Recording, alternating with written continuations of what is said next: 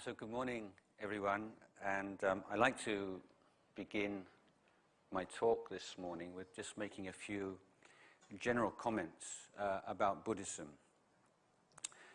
And the first is that I would like to propose the idea that the religions of the world may be grouped into different families. And the family of religions that we are most familiar with in Europe is the family of religions that grew up in the Middle East. Judaism, Christianity, Islam form one family. They even share some of the same holy books. And I think that we can characterize these religions most simply as belief systems. And so in order to become a member of one of those religions, you have to believe in their scriptures.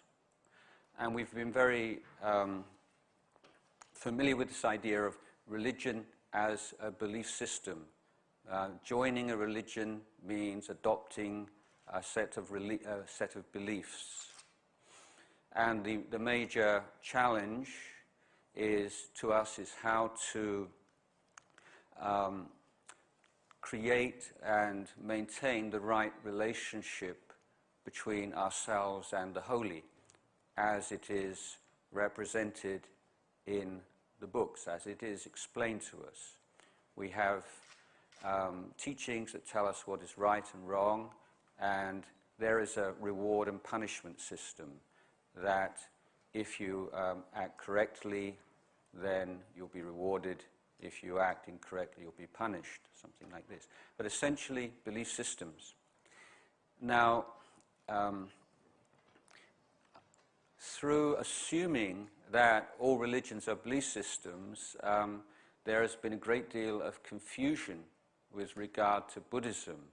The question is it really a religion at all, or is it a philosophy, or is it a way of life, or whatever? So what I would like to suggest that you consider is my understanding that Buddhism is a different family of religions, and it is a religion which is not a belief system, but an education system. And so the Buddha, on one occasion, referring to his teaching, said, "This is a teaching of effort.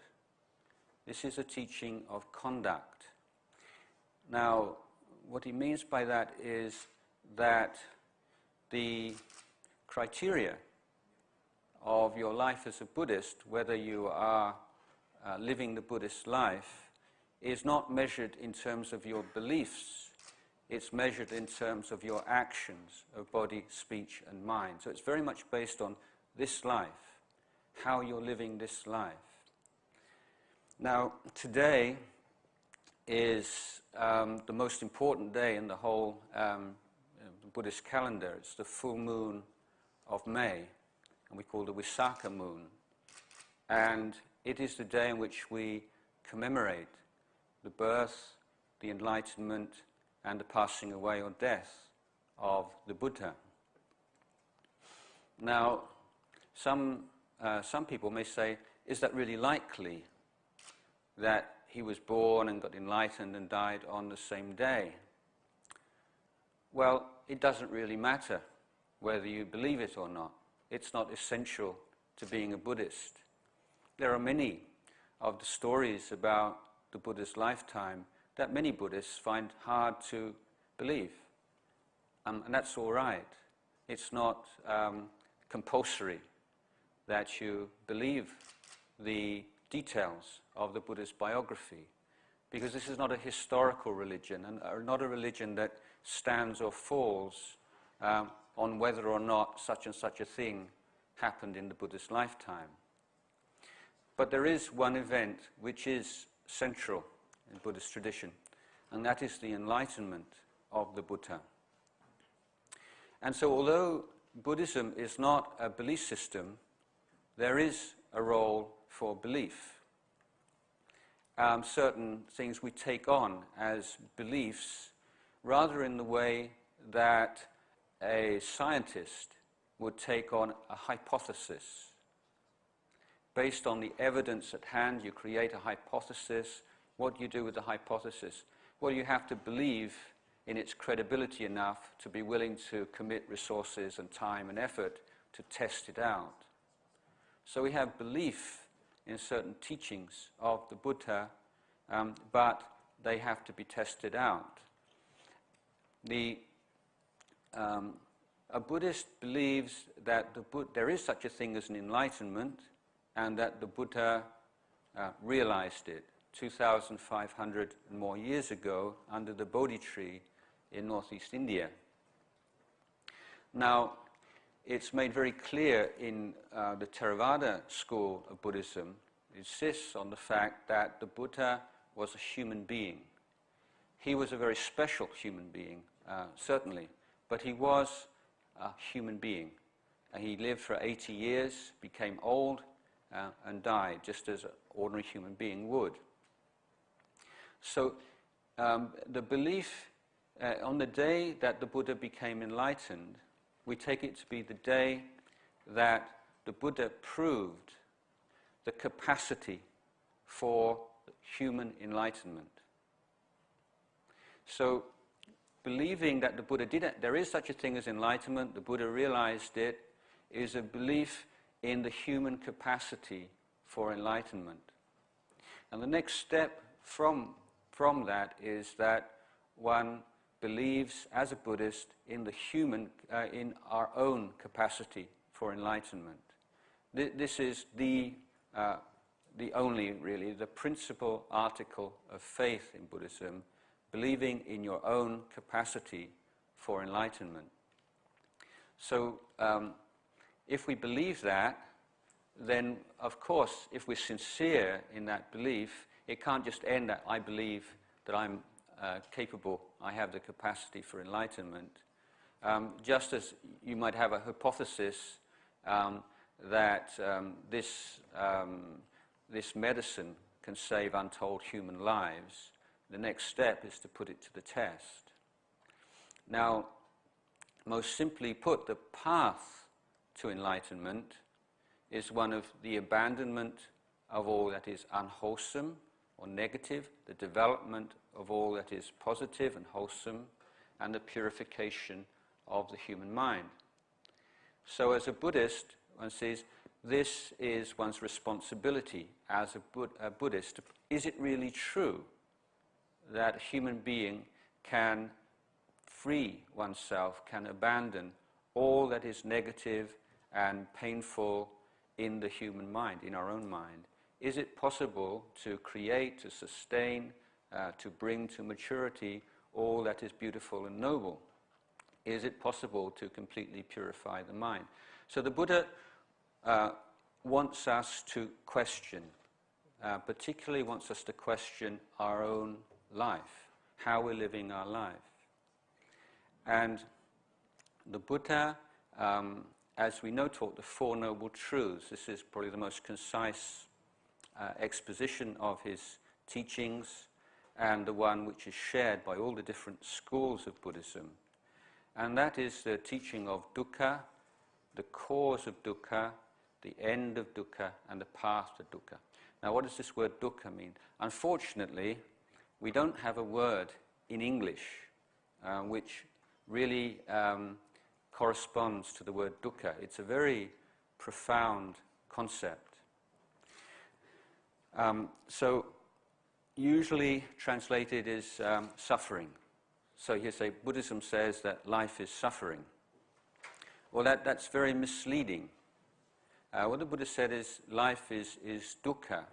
Now, I think a very everyday kind of translation that probably most people would agree with is life is not easy. That's what it means, basically. Life is not easy. The second noble truth is that there are reasons that life is not easy. It's not our fate. It's not something imposed upon us by a deity as a punishment. There are causes and conditions underlying that dis-ease, the fact that life isn't easy, and there is a way towards a true easiness, and there is an experience beyond this sense of dis-ease or lack, or the feeling that something's not quite right, the sense of incompleteness that we have in life, and that there is a path which can be followed by all of us leading to that state. Now, another way of expressing that is that our life as unenlightened human beings lacks true happiness, and that there is a cause for that. There is the possibility, there is the experience of true happiness, and there is a path to it. And the path to it is the Buddha's education system, sometimes called the threefold training or the threefold education. Now, that involves an education of every area of your life, both external and internal. The four areas which the Buddha pointed to in particular are your relationship to the material world that you live in, your relationship to the social world. Those are the two external areas. Internally, it's an education of emotion. And secondly, the second internal factor is of the wisdom faculty. So wisdom is taken to be the superior virtue or the highest virtue in Buddhism. But there's a recognition that the wisdom faculty can only be exercised when all the other areas of the training are in place. In other words, we can characterize this education as a holistic system. And this is why one of the other reasons that Buddhism is often misrepresented or not practiced effectively is tendency to cherry pick or just to take certain elements of this education system and practice them in isolation. And as in any holistic system, you know that you can't do that. You lose the sense of balance. And so if you take Buddhist meditation techniques out of their context within the whole education system, you get quite an effective stress reduction practice, which is something that's good in itself, or else Buddhist meditation tends to get absorbed within the whole world of psychoanalysis, sort of all these schools of dealing with mental distress that have developed, all the different therapies that are available these days. I think Buddhism is offering something more profound than that. So the Buddhist analysis then is that, and this is an important point, as unenlightened human beings, our lives always experience a sense of lack or incompletion. There is a flawed nature to life as we normally experience it. And the Buddha says that all beings, whatever religious teachings they adhere to, they believe in, or they practice, desire happiness. Nobody desires to suffer.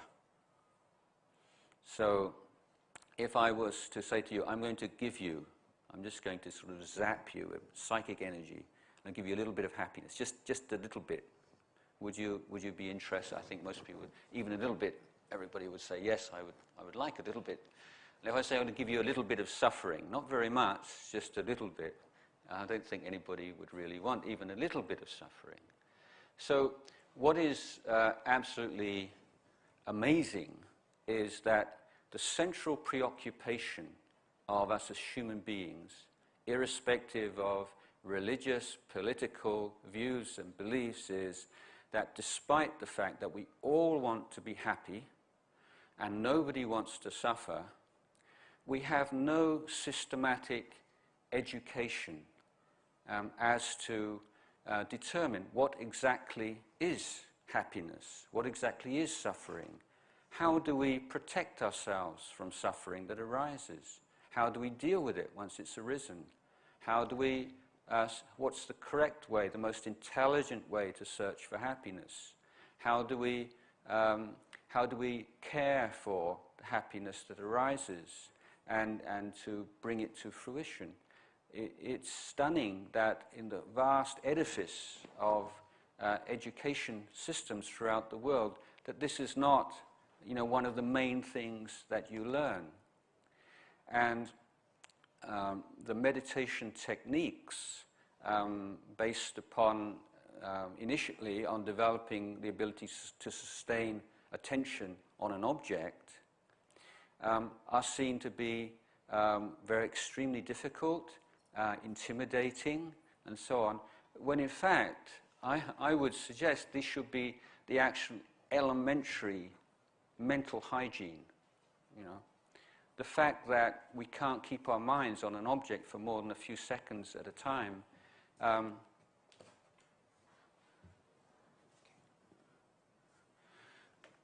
not only is it disastrous, but you think, how could it be that our culture has developed to this level, and yet the most basic, the most elementary kind of mental training is taken on by only a slight minority of human beings.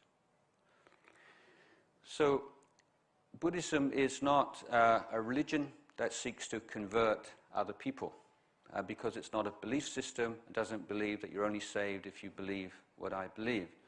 It's an education system, and I think for that reason, it's a universal discipline, and one that has teachings and reflections and practices which may be adopted by anyone. But to get the full benefit of it, then one has to adopt this whole holistic approach to practice. So before we start, we have to ask ourselves, does that ring true, this analysis, that our life, we have a certain amount of pleasure and happiness in our life, but it's not truly fulfilling. We don't feel truly and completely fulfilled in our life. Does that seem true?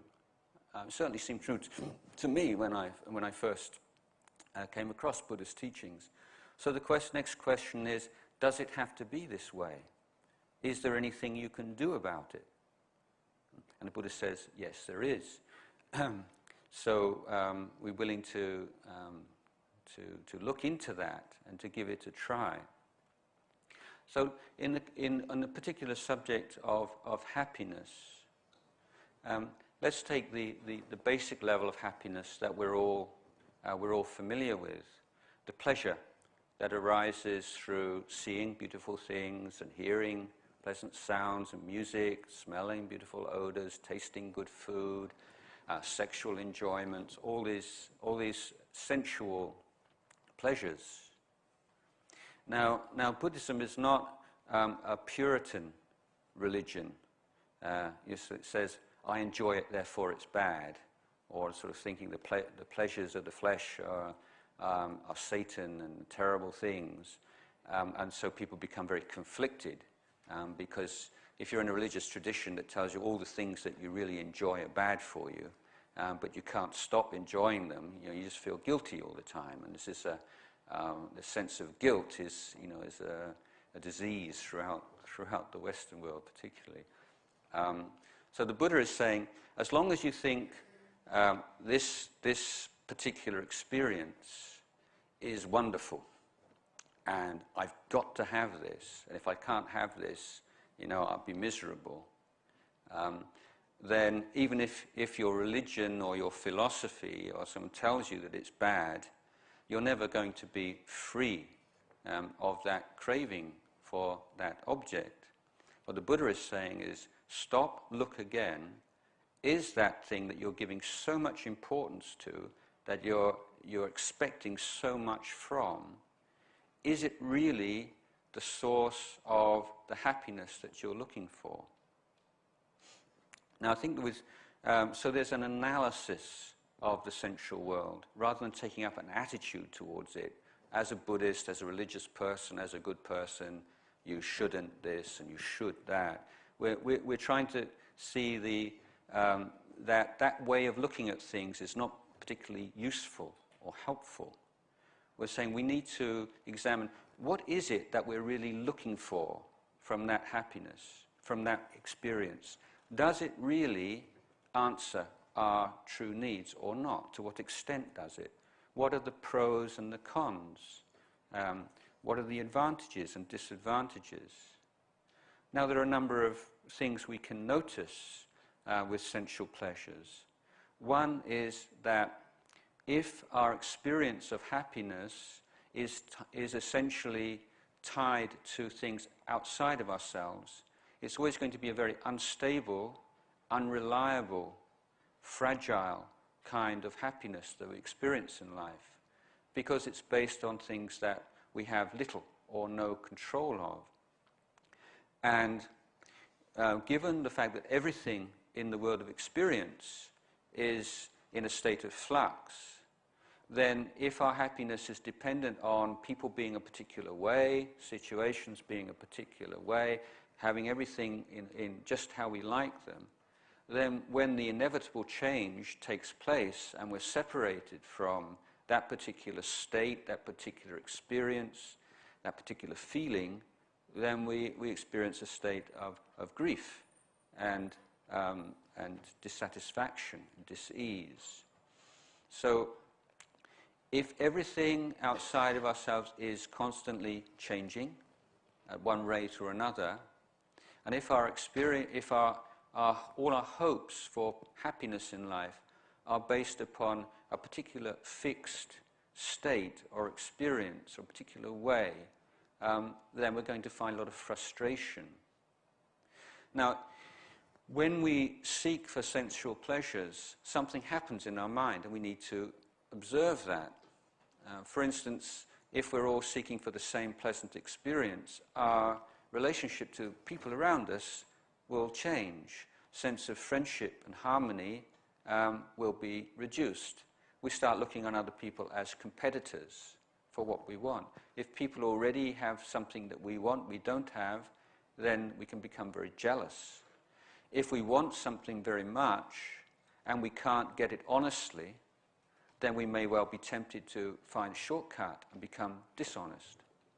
There's a lot of tension in the search for pleasant objects, and when we attain the desired object, it's worth observing to what extent is the pleasure that we experience inherent in the experience itself, in the object, and to what extent is it merely the liberation from all the craving, the desire, the fear, the anxiety of searching for it.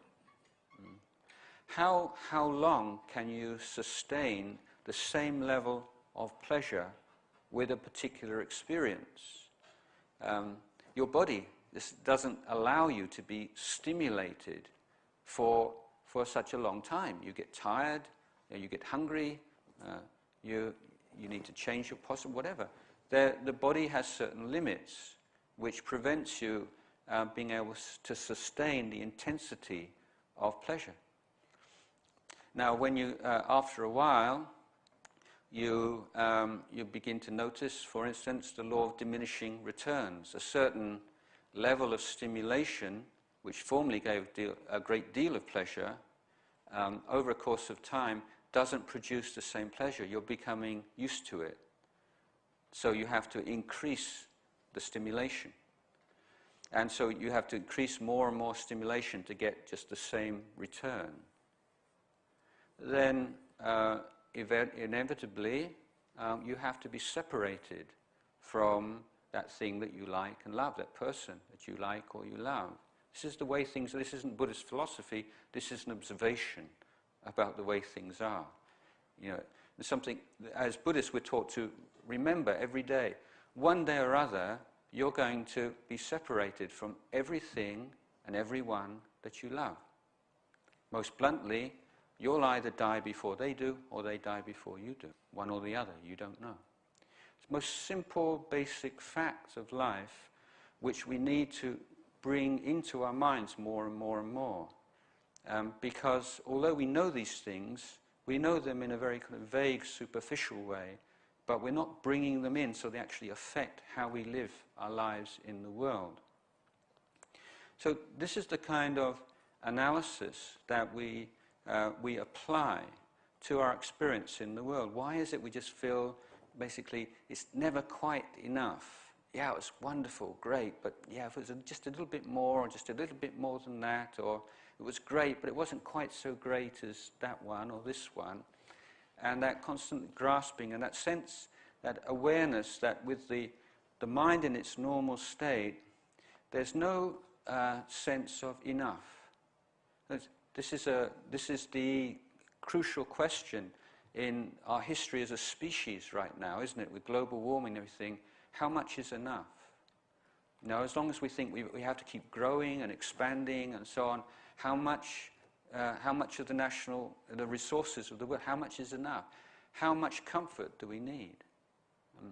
How many consumer items do we need? And sooner or later, we're going to have to make a value judgment here as how much do we need to live a good life? And what is a good life? Now, we're approaching that crunch position where it's not, living to consume anymore, or as much as we can. Why do this? Well, we do it because we can. I think we're going to have to go beyond that. And the sense that as long as we have that idea, however much is not enough, we'll always have this sense of dis-ease and lack of true happiness. So the Buddha says, now let's compare this with another kind of happiness that we've all experienced. And see, are different kinds of happiness, are they all kind of on the same level? Or is it possible to create a hierarchy and say certain forms of happiness and pleasure are superior to others? Is that a valid way of looking at human experience? So let's look at the happiness that arises from giving. Now, I think we all have it. I hope we've all experienced that happiness of giving. But here, again, the Buddha says there are different kinds of giving, aren't there? There's the kind of giving where you want something in return, whether it's a material thing or it might be respect, acknowledgement, love, praise. Look at your mind closely when you give with the expectation of something in return, and look at your mind closely when you give without that expectation. Is there any difference? Psychologically, is there any difference? So the Buddhist education is one, we're looking very directly at experience, not taking people's word for it, but looking, what is the psychological experience of giving, wanting something in return, and giving, not wanting something in return? Now, one of the reasons why giving is considered the foundation for the Buddhist education system is that it is the very first taste of liberation. It's a wonderful teaching in which the Buddha said of all of the teachings, these are traditionally considered to be 84,000 in number, all the 84,000 teachings have a single taste. He said, just as the oceans of the world, all the water in the oceans, whether you take water from the Atlantic, the Pacific, the Mediterranean, all has that same salty taste.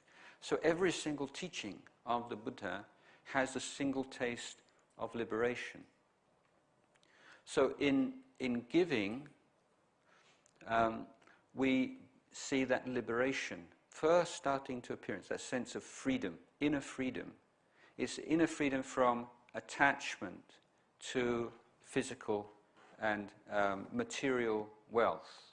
This is mine, that kind of stinginess.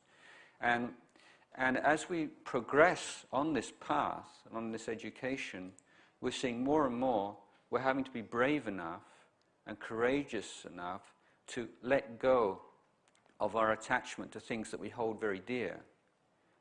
Ultimately, we're letting go of attachment to this very idea of who we are, our identity, ourself as a center, an I, a self. But before you can get to that elevated level, you have to start off dealing with your relationship to money, your relationship to wealth and to material things.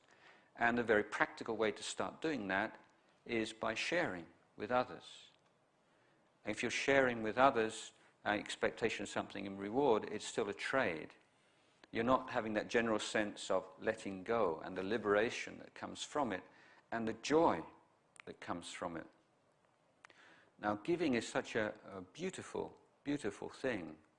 I'm very fortunate in my life as a monk to have so much experience of the beauty of giving. I'll give you a small example. About 3 years ago, I was walking through the countryside in Western India, just walking alone with my bowl and just a few things on my back and sleeping rough in the countryside. In the morning, I go for alms round, receive food from local villagers. I was walking from the caves of Ajanta to Ellora, this area, if anybody knows that part of the world. And one evening, after a long day's walk, I started to climb up from the road onto a neighboring hill to find a place to spend the night. And as I was climbing up, I realized that a couple of goat herds had noticed me, and I was worried they were going to come up and try and ask me, where do you come from, and all these questions when I wanted to sit quietly and meditate. But they disappeared, and there was a village, I noted, about 2 or 3 kilometers away. Well, sometime later it was dark, and there was no moon up, and I heard the sound of someone climbing up the hill. In the dark, they had no lantern or torch, and quite difficult to climb up. There are a lot of loose rocks and boulders on the way up. And I thought, well, who's this? The sound of someone climbing up in the middle of the night. What does he want? And then over the brow of the hill, there's a silhouette of a man, and he's carrying a big bunch of bananas. And this man had probably worked, being in India, he'd probably worked a 10 or 12-hour day. He'd heard these goat herds telling him that there was a monk up on the hill. He was afraid I was hungry, so he walked in the pitch black all the way up this hill to give me a bunch of bananas. Now, I had to explain to him, I'm a Buddhist monk, I can't eat anything after midday. And I can't speak Marathi, which is his language, and he didn't speak English, so very difficult to communicate in the pitch black as well. But eventually, and he was very disappointed, he took his bunch of bananas and went home. So much later on, it's about 11 o'clock at night by this time, and I'm sitting meditating, and there's somebody scrambling up the mountain again, in the dark, stumbling and finding his very difficult way. And it's the same man, and he's carrying a blanket. Yeah. He was frustrated in his desire to give me something. He couldn't give me food. He thought, what can I possibly give this monk? So get a blanket. So this old sort of threadbare blanket was probably the only blanket he had. He probably didn't have a blanket that night. He insisted that I use this blanket. And he was so happy. He's beaming. I mean, he was so joyous that he'd actually been able to climb all up this mountain and give me a blanket that would keep me warm that night. And this, I think, is the beauty of giving. And have you noticed something also? Again, it's just about being observant, noticing things about yourself. If you have done an act of kindness, you've shared something, you've given something away without expecting anything in response, makes you feel good, doesn't it? Now, what's magical about this is it's not time-bound. A year later, 5 years later, 10 years later, 20 years later, the moment you think of that act of kindness, you feel good.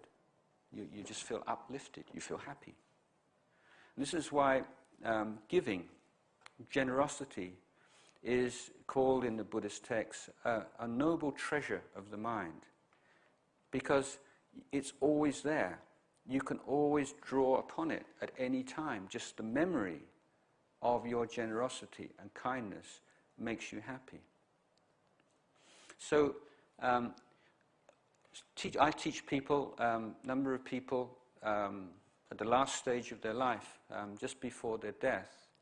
And generally in Thai Buddhist cultures, the idea is you try to tell them to meditate before they die. Say, Granny, be aware of your in-breath and your out-breath, and make your mind peaceful. But if you've never meditated, throughout your life, 70, 80 years old, whenever you've got no physical pain and nothing, and you can't do it, and you expect someone to do it when they're 70 or 80 years old, it's just not really going to work. And I find that the best meditation to teach is the recollection of goodness.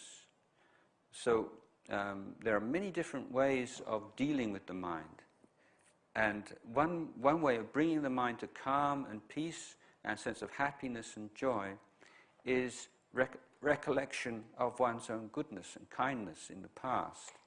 So I would suggest the children, friends, to encourage that person to remember 10 things that they feel most proud of in their life, and then to go through them one at a time, 2 or 3 minutes, just encouraging them to remember how that felt, to be kind and to share and to give and to help others. And can find that after 10, 20 minutes, that person can experience a sense of peace and joy, which probably would have to go on many, many meditation retreats to experience. So now the Buddha is saying, okay, you want to be happy. Compare the kind of pleasure and happiness that you get from going to a concert, having a good meal, watching a movie. No question, pleasurable activities. If they weren't, nobody would be interested in them. But look at them in the whole thing, the pros and the cons, and particularly if you're in extreme physical pain. I hope you won't be, but if, let's just say, you're in that kind of situation where you're feeling really depressed and you're feeling really low, try this experiment. One, recollect a really good time you had in the past. How effective is that with dealing with present pain? And then recollect an act of kindness and generosity in the past. Now, my proposal is that you will experience a lifting of your mood, a reduction of your distress with the recollection of giving and generosity more than just recollecting a time you had a really good time. So this is one of the reasons why I would suggest that we can create a hierarchy of happiness. We can say that happiness of sensual pleasures, it's a part of life for sure, not something to be that you turn your back on, but it has to be seen within the context of the hierarchy of happiness. And if the problem being that if we devote too much time and energy to the sensual pleasure form of happiness, that we restrict our opportunity and our access to the higher forms of happiness. So just as if you're on the ground floor of a building, you can't be on the second floor. It's not saying being on the ground floor is bad, it's just saying there are certain limitations, and it does prevent you from seeing what's upstairs.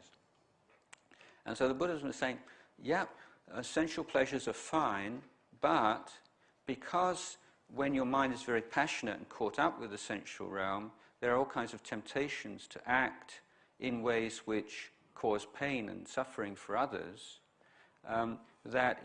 the search for sensual pleasures must always be within the boundaries of a moral code.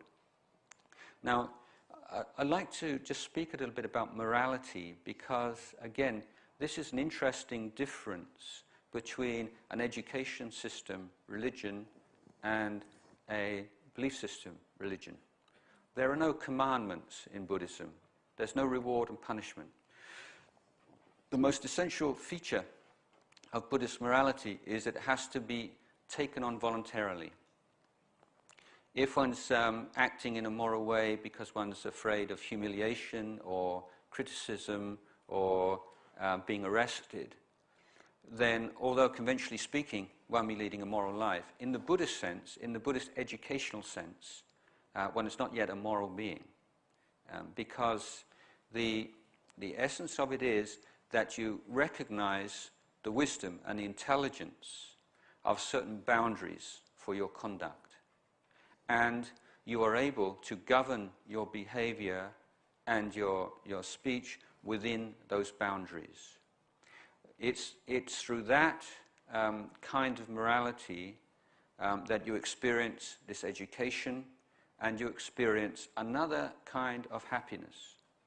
Happiness of blamelessness, the happiness of the lack of, or the freedom from, and the liberation from self-remorse, self-aversion, self-hatred, and guilt. So if we take a modern Western term, like self-esteem, what's the Buddhist approach to creating self-esteem? Well, these two elements. One is generosity, and one is morality. These two. Generosity, why?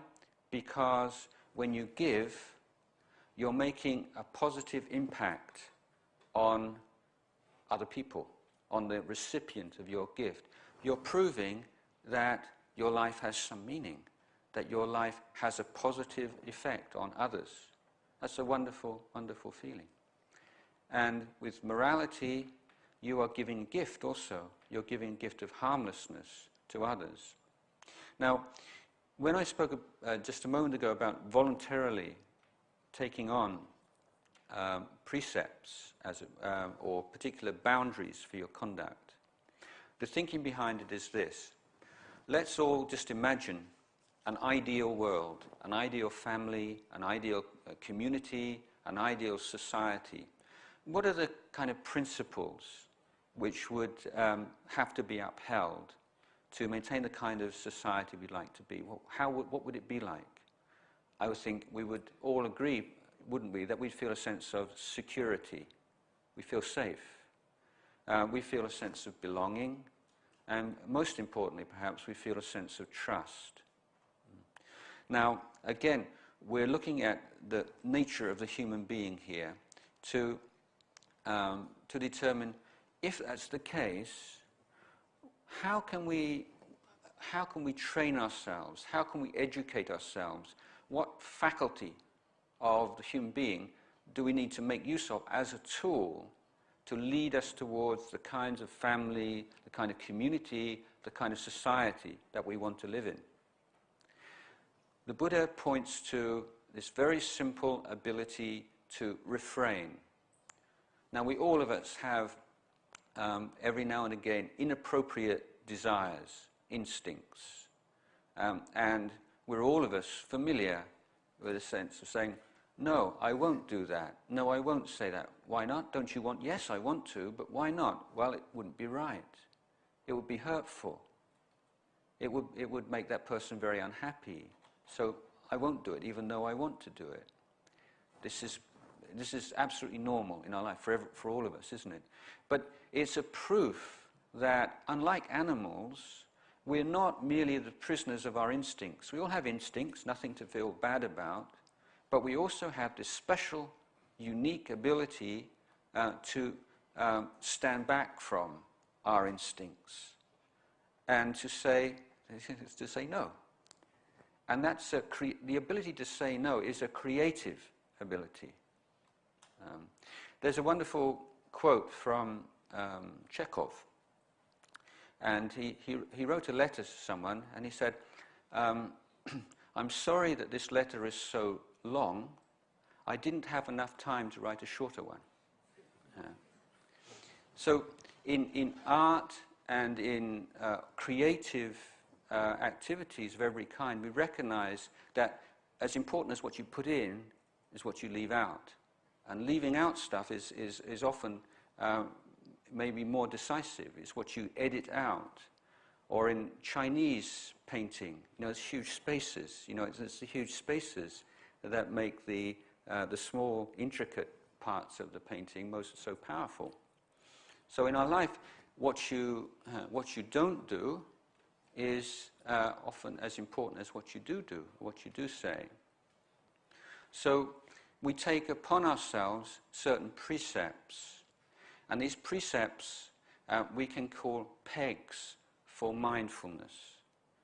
So those of you who have some contact with Buddhism may have heard of this term, that mindfulness, becoming much more widely known. The important thing is, mindfulness is not just a kind of a floating, mystic kind of quality, but mindfulness always has to have an object. So the reason why it's very hard to be mindful in daily life is because the object of mindfulness is usually not clear-cut. Now, in mental development, in the meditation practice, we're mindful of a particular object. It might be an aspect of the physical body, like the breathing, or it might be a word, or it might be a concept, or it might be a teaching, or whatever. And being mindful of it means that you don't forget it. Now, being mindful generally means that you don't forget whatever you need to remember in any situation. That's being mindful. So if you're in daily life, you might need to be drawing upon memories and learning knowledge that you've accumulated in the past, and being able to recollect knowledge and apply it effectively in the present moment is part of being mindful. Now, in daily life, the precepts are not just a preparation for meditation. They're not completely separated from it. They are in themselves a form of meditation, in the sense that they are meditation exercises. They are exercises of recollection. So this, you can see morality now very different from the idea in a theistic system or a belief system. We're saying that to be mindful and to be present in the present moment, we need to have pegs for mindfulness, objects for mindfulness. So the most basic are precepts which we take on upon ourselves as a training. So we say, I will refrain from killing and harming, not just my fellow human beings, but anything that has life, even things that frighten me, even things I find disgusting or annoying. I am no longer going to act upon the desire to hurt and harm. I don't feel I have the right to kill something just because I'm bigger than it or I'm more powerful. Now, that is a revolution in your life if you take on that kind of education of conduct. Now, it's very important here to recognize that we cannot use willpower or volition to prevent emotions from arising. If you feel angry, you want to hit somebody, you even want to kill somebody, you can't take a vow and say, from now on I'm going to be a good person, I'm going to be a peaceful person, I'm going to be a peace activist, I'm never going to get angry with anybody, I'm never going to have nasty thoughts about anyone ever again. You'll go crazy like that. You can't do it. It's not possible. But the wisdom is to see that what you can do, where you can take responsibility, is whether or not you act upon those impulses. Now, in this holistic education system, we say one of the things that makes us unhappy are actions and speech which we know, we feel to be incorrect and wrong, and which create a great deal of remorse and bad feeling afterwards. So keeping precepts liberates us from creating bad karma by acting in ways which cause suffering for ourselves and others in the present and in the long term. There's that liberation. but it makes us happy. It's a weight off your mind.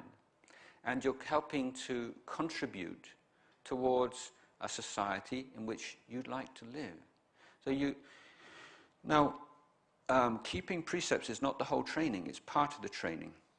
And here I think just an example of the way the inner and the outer training work together, education work together, is if you are on a regular basis systematically developing kind thoughts, may all beings be happy, may all beings be happy. You're sitting in a bus, you're walking along the road, in a car, you look out the window, all those people, instead of looking to see who's beautiful, who's handsome, what their hairstyle is, how they're dressed, everyone, may you be happy, may you be happy, may you be happy.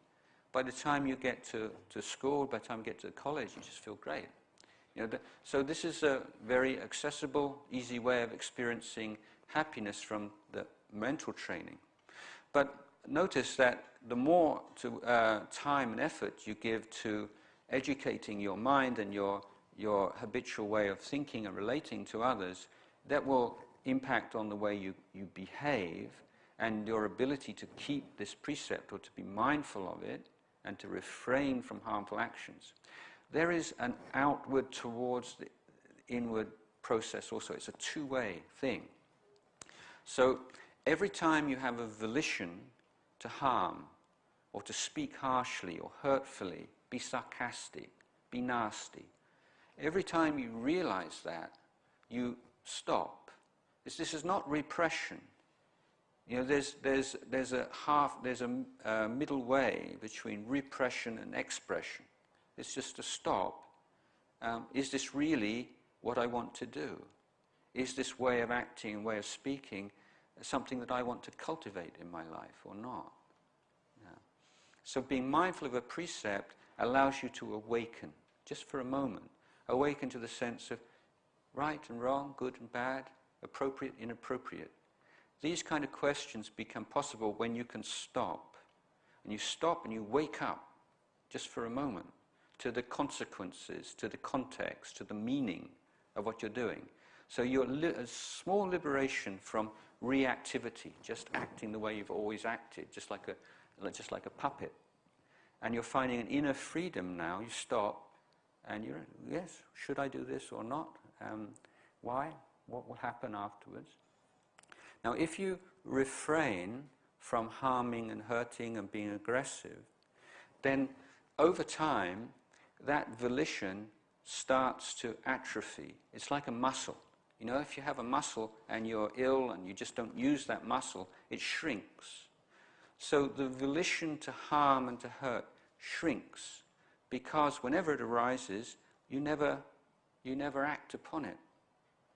So just as the inner training of developing kind and forgiving thoughts for others will affect how you behave, similarly, the effort, the intention, the willpower to refrain from acting in harmful ways leads to a reduction of the aggressive impulses and allows the natural human kindness that we have to be expressed. So we're making space for all those good qualities that we have in our minds.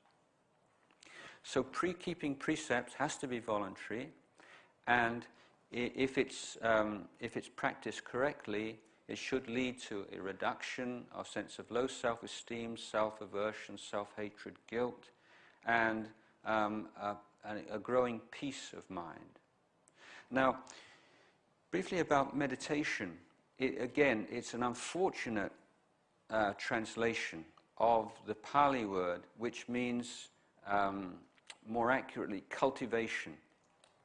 So, in any kind of activity in which you are actively seeking to protect the mind from negative qualities that have not yet arisen, or to reduce or eliminate negative qualities that have arisen, if you are devoting yourself to creating wholesome, good, noble qualities that have not yet arisen, and caring for and nurturing those that have arisen, you're meditating, if you want to use that word. It's not just something you do with your legs crossed and your eyes closed, walking up and down.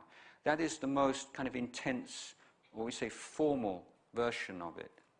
And it's extremely important because it's a kind of meditation which is on a lot deeper level than you can do in daily life.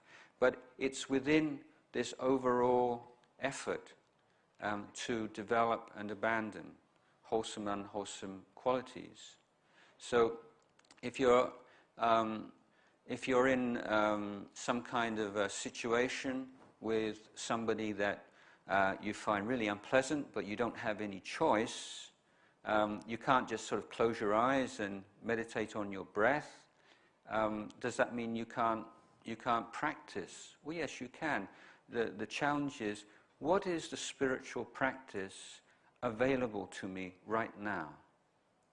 What can I do practically right now to keep on the middle path, to have this sense of educating myself, learning, going beyond, liberating myself? How can is it possible to experience some sense of happiness and contentment in a difficult situation? And then we see the importance of the mind and on the extent to which we have a familiarity with, and we've developed techniques to sustain positive emotions, and also our thinking, our wisdom faculty. Often just a change of attitude can create quite an amazing difference. Now, when I was first in Thailand with my teacher, I didn't speak Thai at all, and we'd have very long talks. We sit on a concrete floor for 3 hours at a time in a very unusual posture, kind of not cross-legged. Sort of, you may have seen Thai polite posture, which is difficult to sit in, very hot, no electricity, no fans, lots of mosquitoes, didn't understand the word, 3 hours at a time.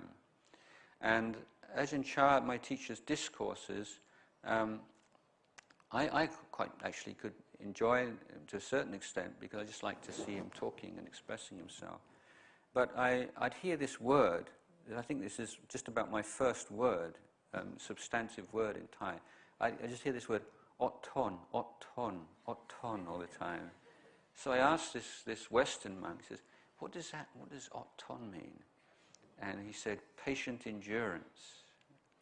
And in the Buddhist tradition, the kind of key teaching that the Buddha gave in the first year of his life, where he kind of summarized the essence of his teaching for his enlightened disciples to go off and spread the teachings elsewhere.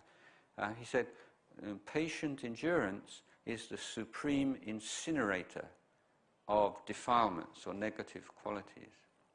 Now, even amongst the Buddhist tradition, there's still this sense of being patient is kind of like a consolation prize. You know, you say, I didn't get very much out of it at all, really, but, well, I guess at least I got a bit, developed a bit of patience, as if it's kind of like better than nothing.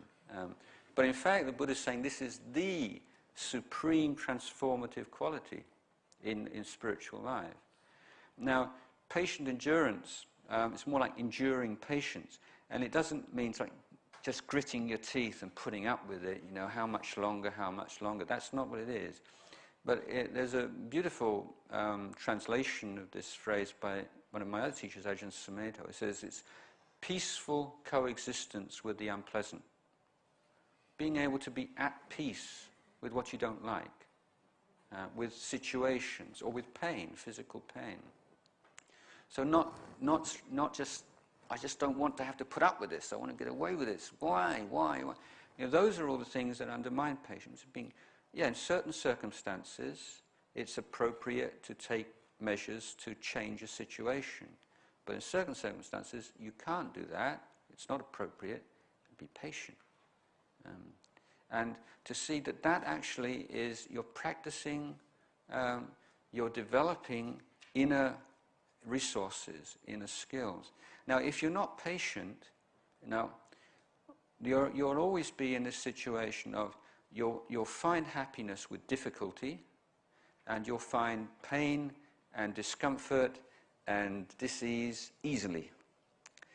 Now, one of the signs that you're developing in this Buddhist education system is that you find the things that make you unhappy become less and less, and the things that make you happy increase more and more, to the extent that things you would formerly think, how could anybody possibly do that?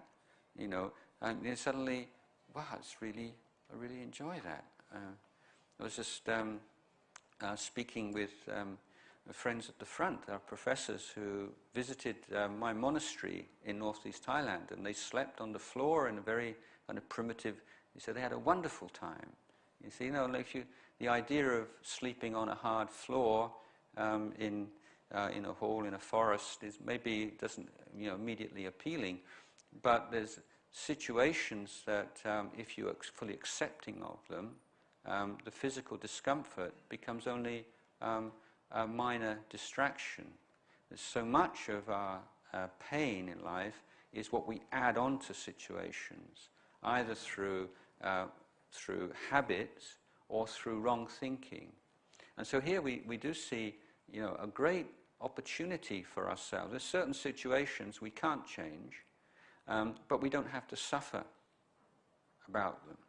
Now, if we do a simple analysis, let's say someone comes and slaps your face. It hurts. Slap my face, it hurt me. Fully enlightened being, my teacher Ajahn Cha, just slap his face, his face would hurt, because this is the nature of the physical body. It's irrespective of who you are, where it is, if you slap somebody's face, their face will hurt.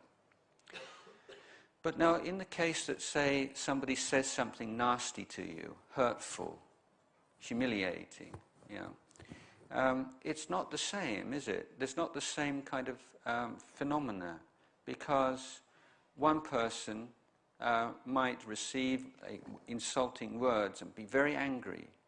Somebody else might be mildly irritated. Somebody else might not make anything of it. Somebody else might think it's funny.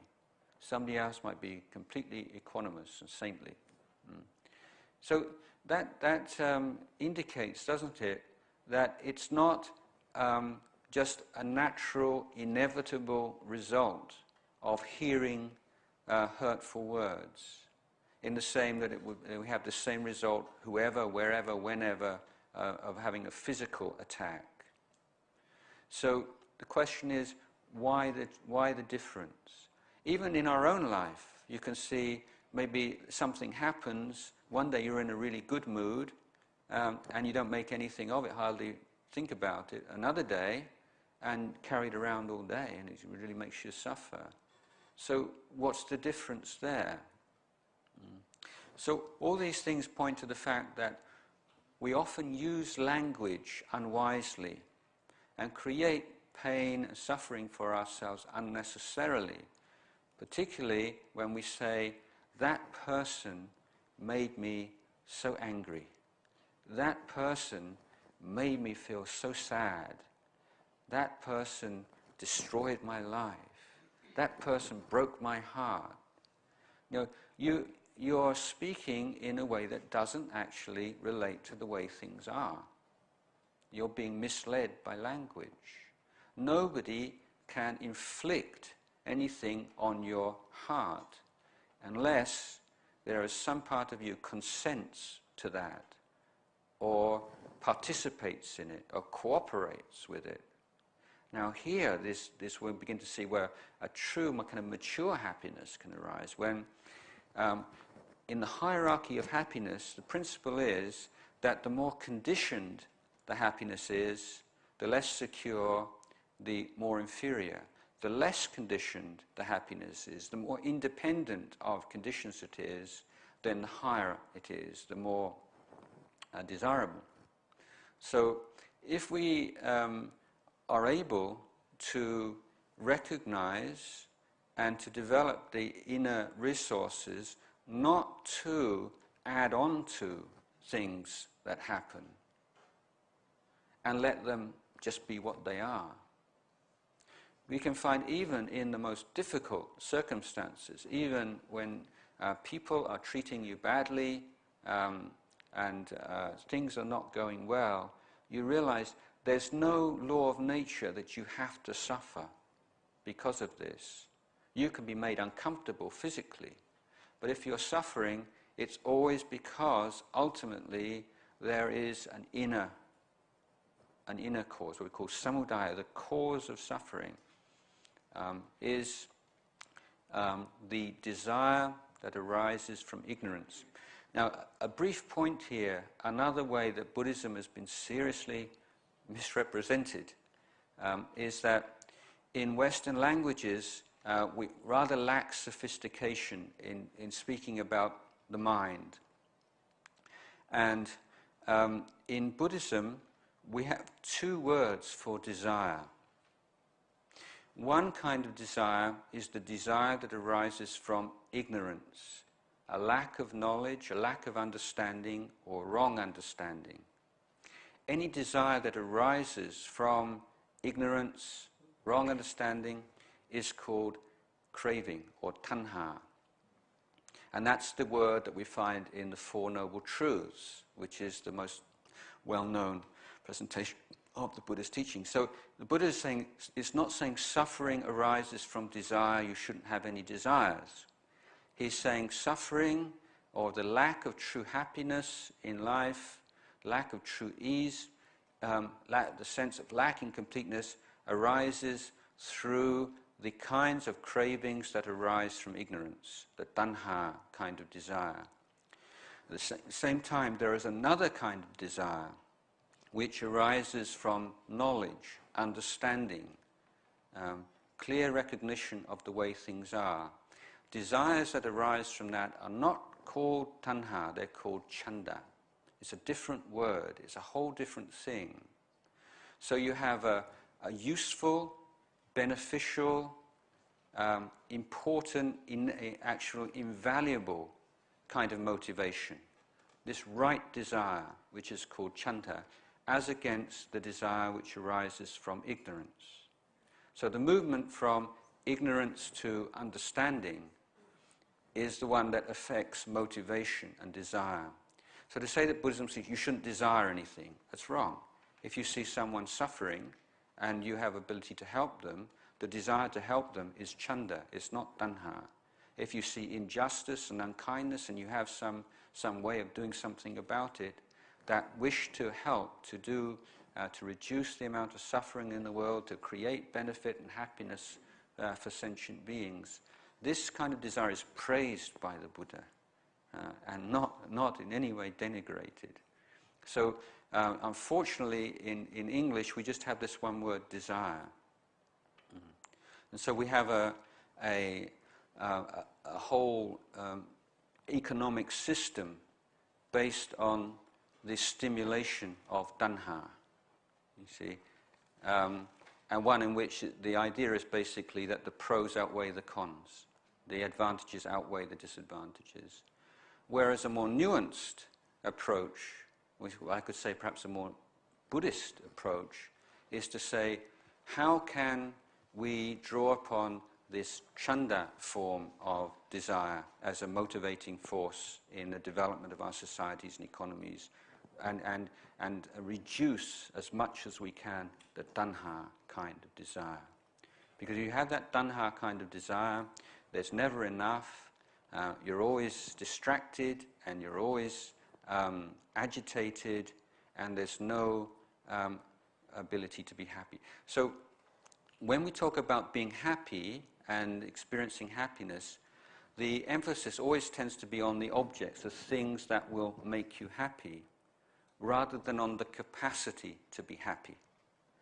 So while not overlooking the development of objects of happiness outside of ourselves, but says fundamentally we need to be educating our capacity to be happy, our understanding of what happiness may be, by looking at happiness and our experience of happiness and pain and suffering in our lives, and seeing that the happiness from sensual pleasures, that's one part of life, and that one needs to be governed by certain conventions regarding precepts. So we see the happiness of blamelessness, of leading a good life, the happiness of generosity, but most important to see that as long as these negative qualities are still in the mind, then no matter what our external situation will be, it'll never be that a source of happiness. You can be living in a most wonderful home, big car, every kind of thing, but if you're always getting upset and angry with the people around you, it's meaningless, isn't it? If somebody else would say, "Oh, God, what a fortunate life. Got everything going for him, so successful." But if the subjective experience of all those things is really cloudy and dull or unhappy and agitated, then they're meaningless. And when we see people who are very wealthy or very successful, the assumption is that they're really happy with those things, but they may be. It's not saying rich people are actually they're miserable. You know, it's this kind of sort of comforting idea maybe for some people, but it's not true. But the idea with wealth is that it provides a support for something higher. It's not an end in itself. So again, this is not sort of a Buddhist teaching that a Buddhist accepts on faith. He said, what the Buddha is saying is, our life is lifetime learning and study and understanding, seeking to understand ourselves, understanding others. And through understanding ourselves and others, we enhance our ability to experience more and more refined forms of happiness and to share them with others. Our understanding of what is beneficial for ourselves and others, both in short term and long term, becomes more mature, and our ability to live a productive life and one which is genuinely helpful to others is dependent on the clarity of our vision. So meditation, I'm sure many of you are interested in meditation techniques. I've not really got round to that today, but these are times when we put aside a certain time of the day and we cut down all the external stimulation and we learn what it's like to be with ourselves without distractions. So there's so many things to be interested in, so many distractions in your life, and so you know the news. Probably all of you know the news in Thailand or the news in Africa, even, or news. Know all the world news, but you don't know your own news. What's going on right now within you? Now this is, I think, it's funny, but it's serious at the same time, isn't it?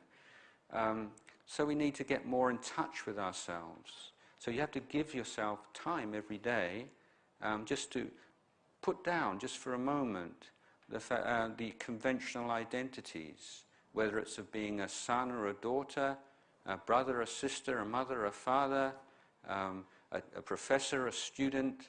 Just put all those things down, because the moment you sit there and you breathe in and you breathe out, all those things, where are they? You know, who you think you are. I'm a nice person, I'm not a nice person, I'm attractive, I'm unattractive. You have a new perspective. All those things arise with thinking. They're conventional realities. We have to live with them. But there's another dimension to life, which provides a very important perspective, which we're missing. We take everything just too seriously because we don't experience any alternative. Now, when you are able to sustain your attention in the present moment, you find, wow, you don't have to do anything. Merely being present, without having to think, to dwell in memories and imagination and worries and so on, just to be right here, right now, is inherently very pleasant, it's happy. And so if you can access this inner kind of happiness, which is not dependent on money and position and all these things outside of yourself, then your whole relationship to all the other kinds of happiness becomes transformed. It's like, you've got this big lump of money in the bank. You may like to go to work because it's a nice thing to do and useful, but even if you didn't, you wouldn't, you still have something to eat, you'd still be okay because you've got all this money in the bank. It's like if you have this internal source of happiness, you may still like to go to a movie and listen to music and all these things, but even if you don't have those things, be all right.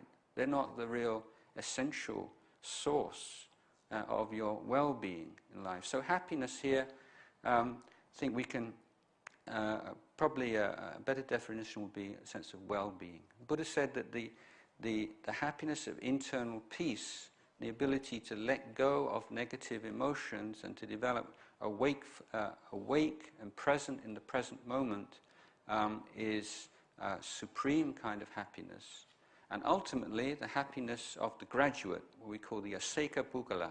This is the Arahant, the only person who's graduated from this whole education process.